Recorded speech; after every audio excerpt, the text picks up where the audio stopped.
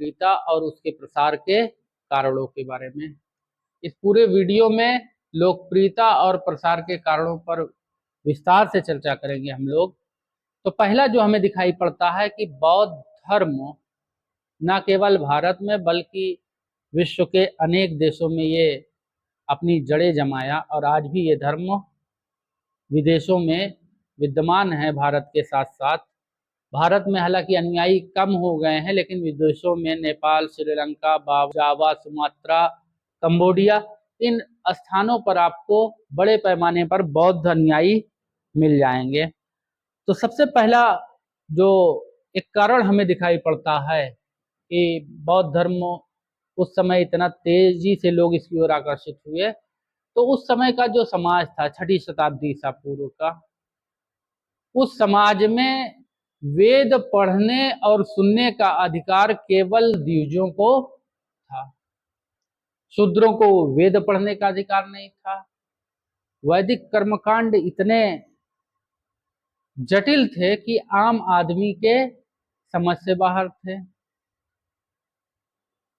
यज्ञ के नाम पर जो पशु बलि दी जा रही थी, मैं आपको इससे पहले वाले वीडियो में कूटदंत का एक उदाहरण दिया हूं, जो 3500 पशुओं का एक एग्जाम्पल दिया हूं। जाकर इससे पहले वाला वीडियो देखिए, तब आपको समझ में आएगा कि एक बार के महायज्ञ में इतनी बलि दे दी जाती थी। इस पशु बलि के खिलाफ समाज का एक वर्ग था जो नाराज था, वो अच्छा नहीं मानता था पशु बलि को। तो उसने वो भी ऐसे किसी धर्म की तलाश में था, ऐसी किसी विचारधारा की तलाश में था जहां पशु हत्या की मनाही हो। महात्मा गौतम बुद्ध ने जब अपना विचार दिया तो ये लोग बड़ी तेजी से आकर्षित हुए।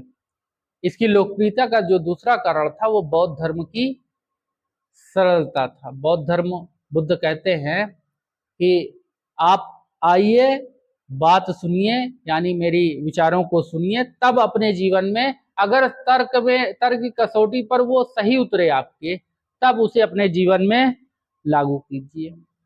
बुद्ध उन विषयों की ओर नहीं गए जो मानव बुद्धि से परे थे, जैसे आत्मा परमात्मा। ये उस समय के गूढ़ विषय थे। बुद्ध इस आत्मा पर जो बुद्ध का विचार था उन्होंने एकदम क्लियर कर दिया, कहा कि इससे मनुष्य जाति का कल्याण नहीं है। बुद्ध अपने उपदेशों में वैदिक धर्म की निंदा नहीं करते, बल्कि वैदिक विचारधारा को वो उस पर विश्वास नहीं करते। वैदिक विचारधारा पे आलोचना उन्होंने नहीं की वैदिक धर्म की। बुद्ध अनुमानों के फेर में नहीं पड़े। उन्होंने साफ कहा कि मानव की बुद्धि पर जो चीज, तब मानव की तर्क की कसौटी पर जो चीज सही उतरे वो उसे एक्सेप्ट करे और बाकी चीज छोड़ दे। बुद्ध ईश्वर पर मौन है। ईश्वर, कई बार उनसे प्रश्न किया गया लेकिन बुद्ध ने उसका उत्तर नहीं दिया। महात्मा गौतम बुद्ध पहले ऐसे व्यक्ति हैं जिन्होंने महिलाओं को समान अधिकार दिया, महिलाओं को समान धार्मिक अधिकार दिया। एक प्रकरण है, आप देखिए कि कपिलवस्तु में बचपन में जिन्होंने महात्मा गौतम बुद्ध को दूध पिलाया था, महाप्रजापति गौतमी ने कपिलवस्तु में बुद्ध से 3 बार कहा कि मुझे बौद्ध धर्म में प्रवज्जा दे दीजिए, शामिल कर लीजिए। तो महात्मा गौतम बुद्ध ने मना कर दिया। बुद्ध वैशाली पहुंचे, तथागत जब वैशाली पहुंचे तो उनके पीछे महाप्रजापति गौतमी भी पहुंची और आनंद से इत्तेफाकन उनकी मुलाकात हो गई। तो आनंद ने उनके आने का सबब पूछा कि आप वैशाली में कैसे। तो उन्होंने उत्तर दिया, आनंद की निगाह महाप्रजापति गौतमी के छालों पर गई, पैर पर जो पड़े थे। तो आनंद ने जब पूछा तो उन्होंने बताया कि मैं बौद्ध धर्म की प्रवज्जा में शामिल होना चाहती हूँ और तथागत मना कर रहे हैं। आनंद का दिल पसीज आया और आनंद ने महात्मा गौतम बुद्ध से जाकर रिक्वेस्ट की। उसके बाद महात्मा गौतम बुद्ध ने महिलाओं को बौद्ध धर्म में शामिल होने की अनुमति वैशाली में उन्होंने दी।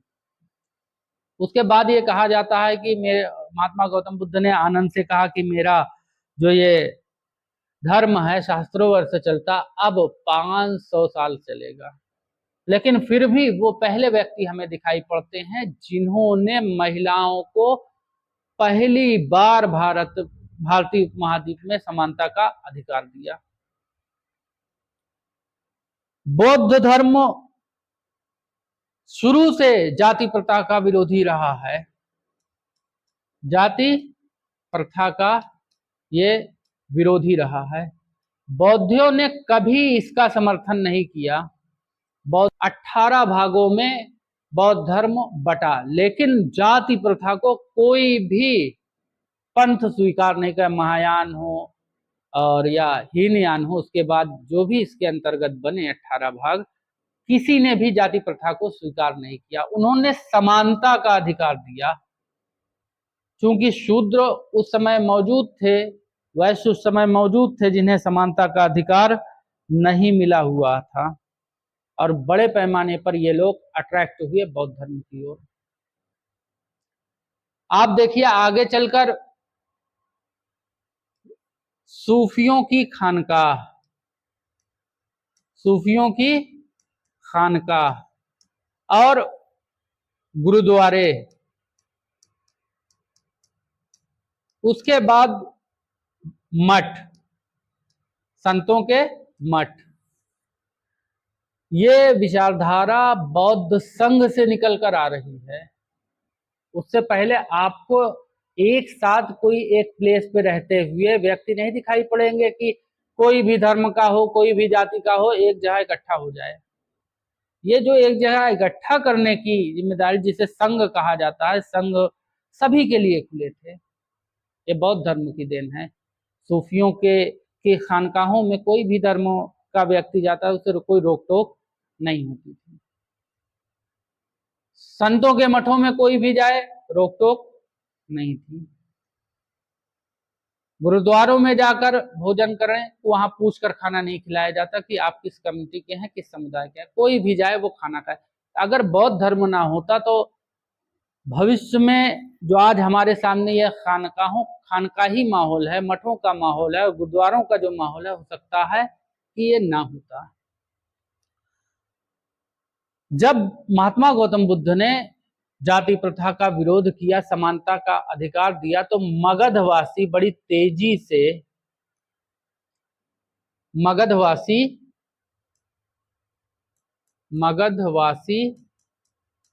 बहुत तेजी से इस धर्म की ओर आकर्षित हुए, इस धर्म में समानता का दिया। क्योंकि मगध के लोगों को जो उस समय का एक वर्ग जिसे ब्राह्मण कहा जाता था, वो उसे नीच मानता था। ऐसे में उसने अवसर देखा और बौद्ध धर्म की ओर गया और बौद्ध धर्म की प्रशंसा में वो लग गया। इसके बाद जो तीसरा कारण हमें दिखाई पड़ता है, बुद्ध का प्रभावपूर्ण व्यक्तित्व। अंगुलीमाल डाकू का आपने नाम सुना होगा। अंगुलीमाल डाकू को बुद्ध ने अपना शिष्य बना लिया। राजा प्रसेनजीत आया मिलने के लिए, देखा कि अंगुलीमाल बैठा है जो लोगों का कत्ल करके, लोगों की हत्याएं करके उंगलियों की माला बनाने का शौक उसको है। वो माला बना के उंगलियों की पहन लेता है।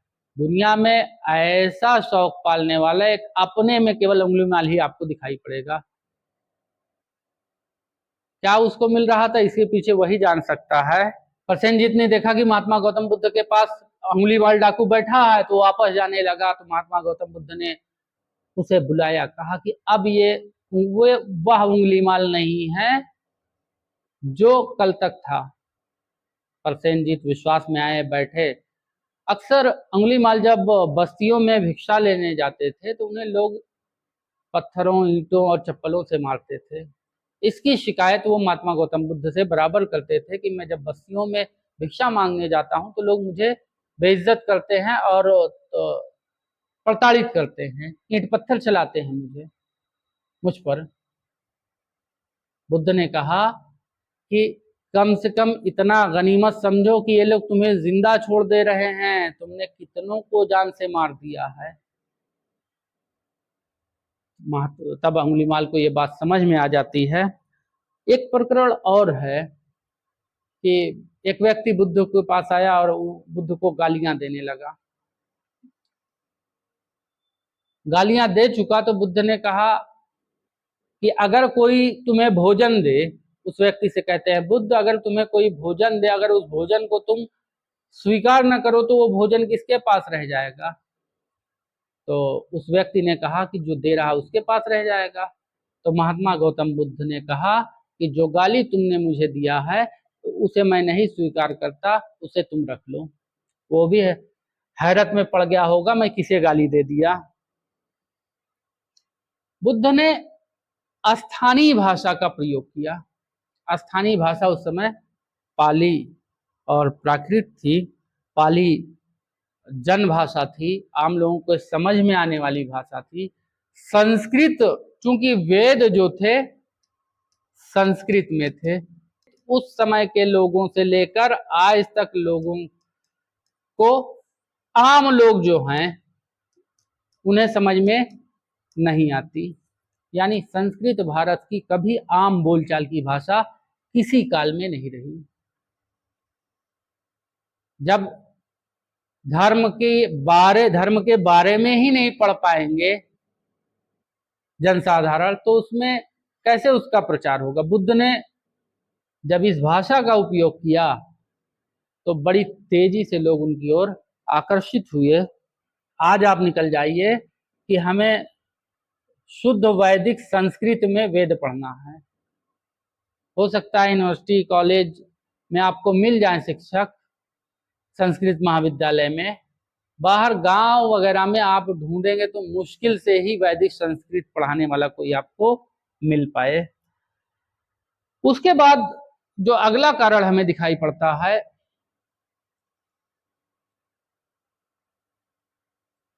इसे राजकीय संरक्षण मिला। अब राजकीय संरक्षण देने वाला पहला जो राज्य था वो मगध था।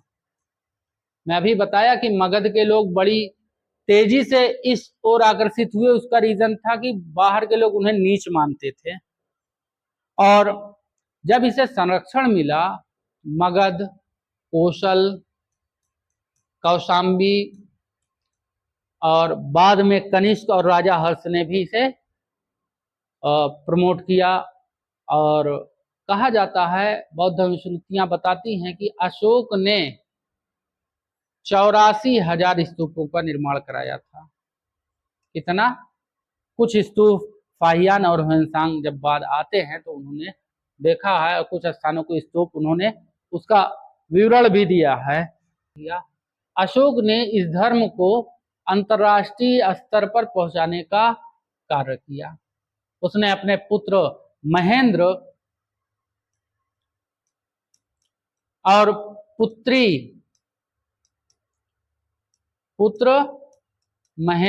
पुत्री संघमित्रा को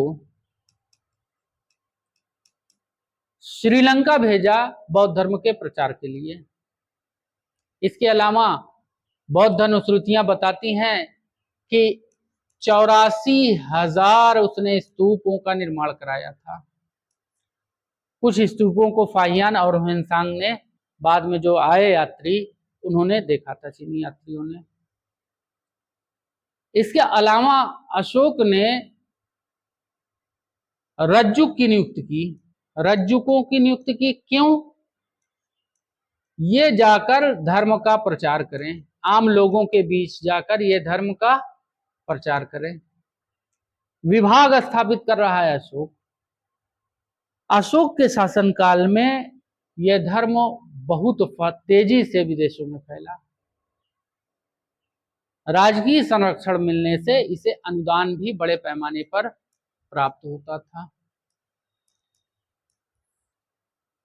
तो हम देखते हैं कि बौद्ध धर्म का जो एक लोकप्रियता का कारण था वो राजकीय संरक्षण था। जब तक इसे राजकीय संरक्षण मिलता रहा तब तक ये धर्म फलता फूलता रहा। राजकीय संरक्षण मिलना जब इसे बंद हुआ तो ये धर्म धीरे धीरे पतन की ओर जाने लगा।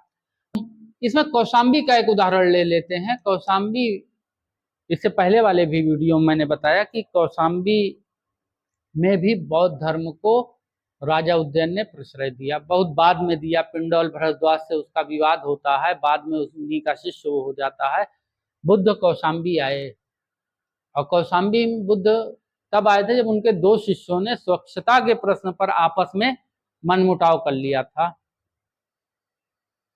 और बुद्ध उनको समझाने में असफल हो जाते हैं, वापस चले जाते हैं श्रावस्ती। बाद में ये बौद्ध भिक्षु गए श्रावस्ती में, उन्होंने उनसे माफी भी मांगी उनकी बात ना मानने के कारण। बौद्ध धर्म की लोकप्रियता का एक कारण विभिन्न वर्णों का समर्थन था। जैसा कि एक किताब है संस्कृत के 4 अध्याय रामधारी सिंह दिनकर लिखते हैं कि जो वर्ग ब्राह्मण से जितना दूर था बौद्ध धर्म में उतनी तेजी से आया। बौद्ध धर्म की लोकप्रियता का एक कारण वर्णों का, विभिन्न वर्णों का समर्थन था। जैसे जब समानता का अधिकार दिया बुद्ध ने, समानता, समता, बंधुत्व, बाद में फ्रांसीसी क्रांति का नारा भी बना। जब समानता समता की बात कही तो शूद्र बड़ी तेजी से बौद्ध धर्म की ओर आकर्षित हुए। वैश्य, जो उस समय इनकी आर्थिक स्थिति बेहतर हो गई थी, यह भी बड़ी तेजी से इस ओर आकर्षित हुए। और आप देखिए कि बौद्ध विहारों को और बौद्ध मठों, बौद्ध संघों को इन्होंने बड़े पैमाने पर डोनेशन दिया, अनुदान दिया इन्होंने। क्षत्रिय जो शुरू में, क्योंकि महात्मा गौतम बुद्ध क्षत्रिय थे, तो ब्राह्मण शुरू में महात्मा गौतम बुद्ध की ओर आने से हिचके, लेकिन बहुत से ब्राह्मण महात्मा गौतम बुद्ध के बाद में अनुयायी भी हुए। उनकी धार्मिक सरलता, उनका स्वभाव, उनका व्यक्तित्व देखते हुए बौद्ध धर्म आज दुनिया में एक प्रचलित महत्वपूर्ण धर्म है। दुर्भाग्य यह है कि भारत में इस धर्म के अनुयायी लगातार गिरते जा रहे हैं। 1956 में भीमराव अंबेडकर ने अपने लाखों समर्थकों के साथ बौद्ध धर्म स्वीकार किया। आज बौद्ध धर्म की ओर सबसे ज्यादा आकर्षित हो रहा है ये वर्ग। क्यों? ऐसा नहीं है कि उच्च वर्ग नहीं हो रहे, लेकिन सबसे तेजी से आकर्षित शूद्र हो रहे हैं। महात्मा गौतम बुद्ध के विचारों को अगर भारत में सबसे ज्यादा आधुनिक काल में मजबूती दी तो वो बाबा साहब डॉक्टर भीमराव अंबेडकर थे। उन्होंने पूरी किताब लिख डाली और लोगों को बताया, एक एक चीज उन्होंने बताया कि किस प्रकार हमें मूर्ख बनाया गया प्राचीन काल से और आज भी बनाया जा रहा है। आप बौद्ध धर्म के ग्रंथों को पढ़ेंगे तो कहीं आपको असमानता नहीं दिखाई पड़ेगी। तो कुल मिलाकर कहा जा सकता है कि यह धर्म जितनी तेजी के साथ उभरा, फैला, 12वीं शताब्दी के आते आते ये धर्म जो है इसका पतन होते दिखाई पड़ रहा है। रही बात बौद्ध धर्म की शुद्धता की, तो विदेशों में इसकी शुद्धता अधिक है बौद्ध धर्म की। श्रीलंका वाले मानते हैं कि हमारे यहाँ का जो बौद्ध धर्म का ग्रंथ है वो बिल्कुल शुद्ध है,